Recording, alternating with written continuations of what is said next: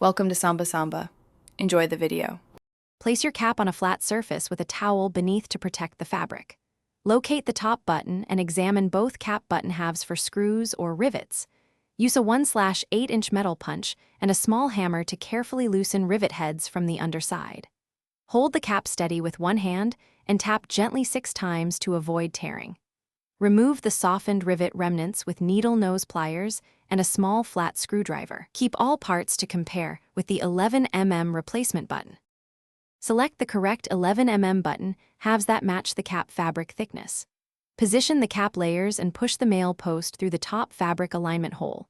Place the female cup on the underside to seat both parts together properly. Rest the cap on an anvil or thick metal block for solid backing during setting. Cover the top button with a small cloth to prevent scratches before tapping. Use a soft-faced hammer and give 6 firm taps to crimp the button securely in place. Inspect the newly set button for alignment and fabric puckering around the edges. Test the cap button by applying gentle pressure and rotating the button slightly to confirm secure attachment. If you used any fabric seal or adhesive, allow a full 24 hours for proper curing before heavy wear.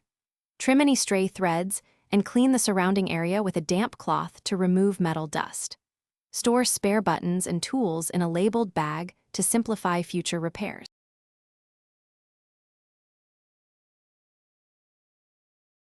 Thanks for watching.